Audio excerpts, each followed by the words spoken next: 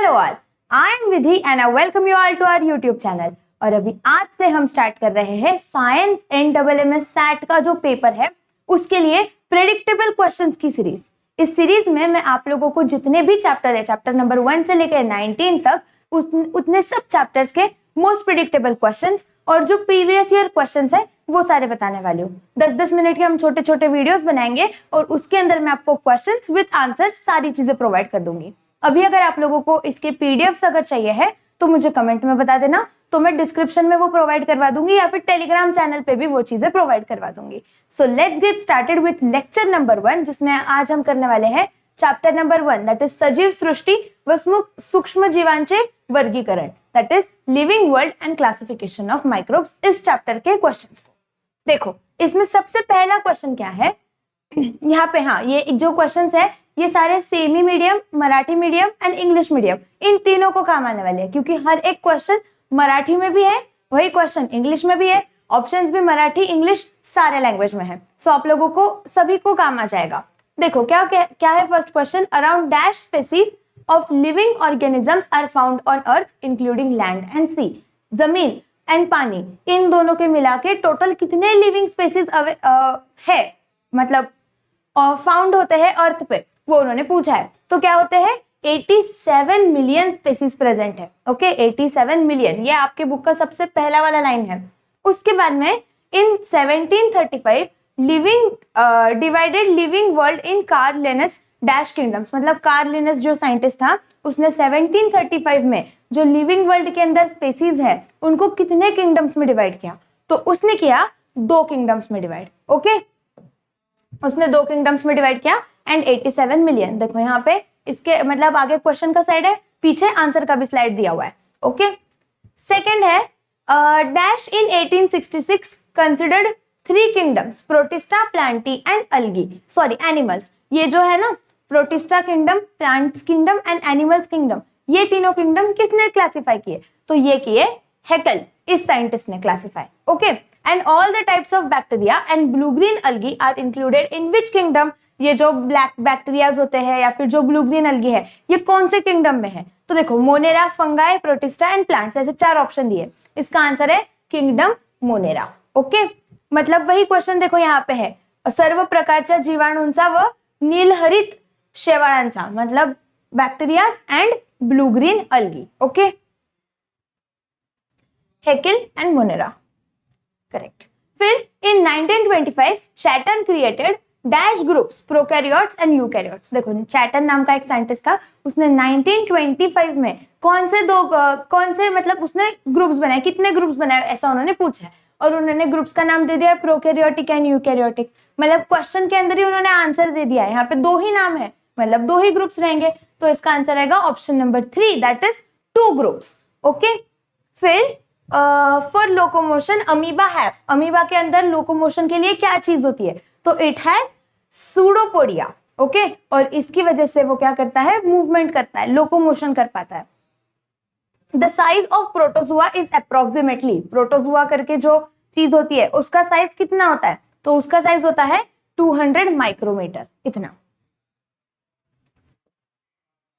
Yes, फिर next question है bacteria can double their number in dash minutes. देखो bacteria जो होते हैं वो अपने आप को डबल, मतलब रिप्रोड्यूस कितने टाइम में कर सकते हैं, तो they can reproduce with in 20 minutes, सिर्फ 20 मिनट के अंदर। जहां पे एक ह्यूमन बीइंग को अगर रिप्रोड्यूस करना है तो उसको पूरे 9 महीने लग जाते हैं, बैक्टीरिया सिर्फ 20 मिनट में रिप्रोड्यूस कर सकता है। ओके, फिर sometimes many dash together form colonies. ऐसी कौन सी चीज है जो क्या करती है, जब बहुत सारे वो मिल जाते हैं तो वो बनाते हैं कॉलोनीज, तो दैट इज बैक्टीरिया। ओके, जीवाणु, जब ये बहुत सारे बैक्टीरियाज मिलते हैं तो वो क्या करते हैं, बैक्टीरियाज की कॉलोनीज बनाते हैं।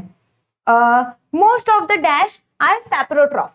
अभी ऐसे कौन से हैं जो सैप्रोट्रॉफ्स है, मतलब क्या, जो डेड ऑर्गेनिजम्स होते हैं, डेड एंड डिकेइंग मैटर, उसके ऊपर अपना फूड उनका होता है, तो they are your fungi. Fungi ऐसे होते हैं जो क्या करते हैं, they are saprotrophic in nature.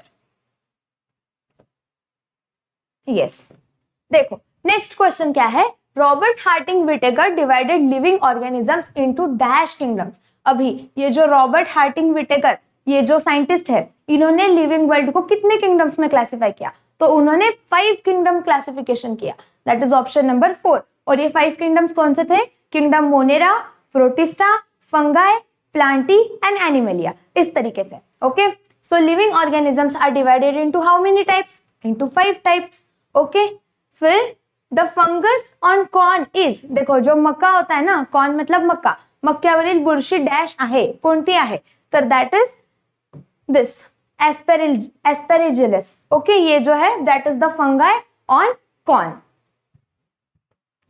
फिर नेक्स्ट क्या क्वेश्चन है हमारा?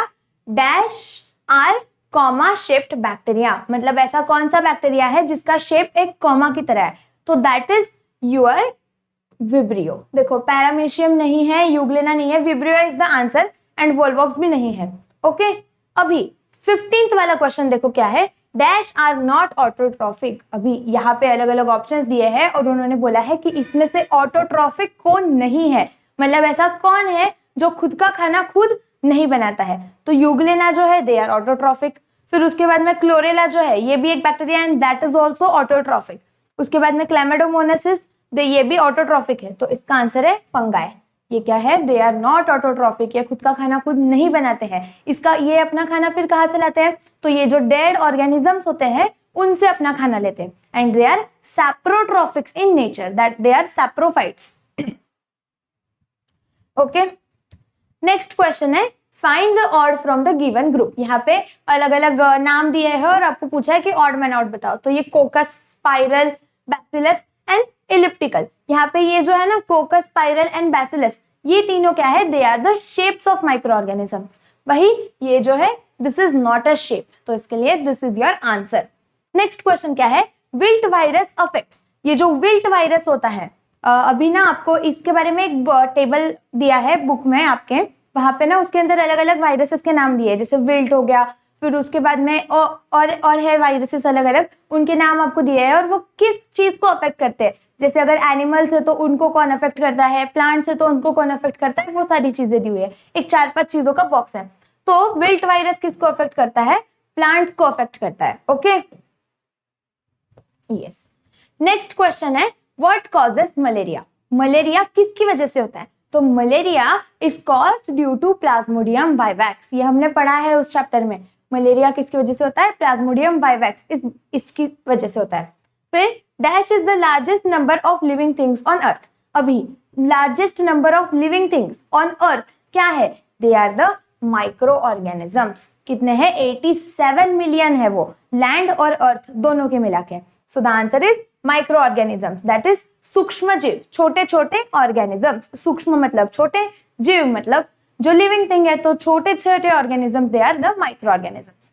फिर the virus is surrounded by, देखो अभी जो भी वायरस होता है ना उसके सराउंडिंग में क्या होता है?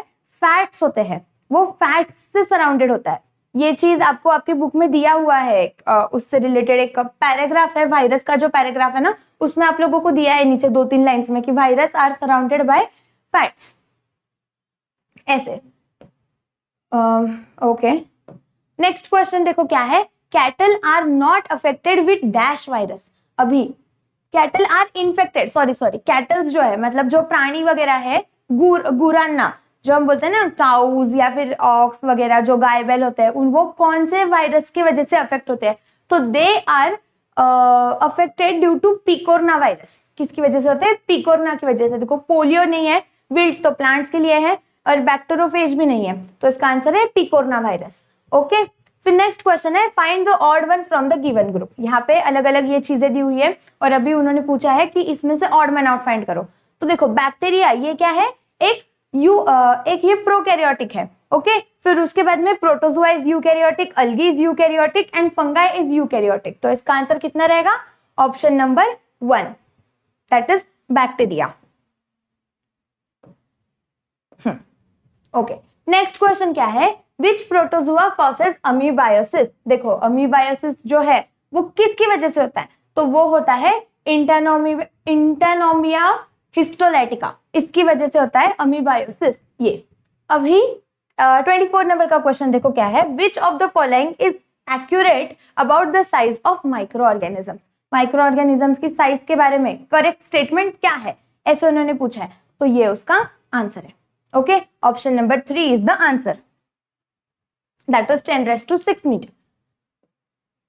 फिर dash is generally consider alive. अभी यहाँ पे ये 4 ऑप्शन दिए हैं और इसमें से उन्होंने पूछा है कि इनमें से अलाइव दैट इज जिंदा कौन सा कंसिडर किया जाता है, तो protozoa, they are not alive. फिर उसके बाद में अलगी, बैक्टीरिया एंड फंगाई, तो इसका आंसर है बैक्टीरिया। बैक्टीरिया जो होते हैं उनको हम अलाइव कंसिडर करते हैं, मतलब जिंदा कंसिडर करते हैं, they are living things.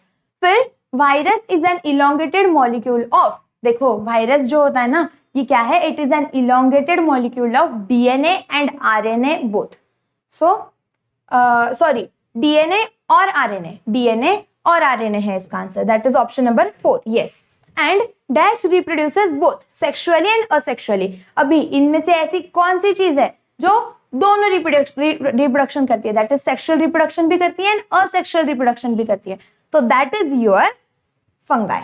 Fungi जो है ये ऐसा लिविंग ऑर्गेनिज्म है जो क्या करता है, सेक्सुअल रिप्रोडक्शन भी कर सकता है एंड असेक्सुअल रिप्रोडक्शन भी कर सकता है। ओके,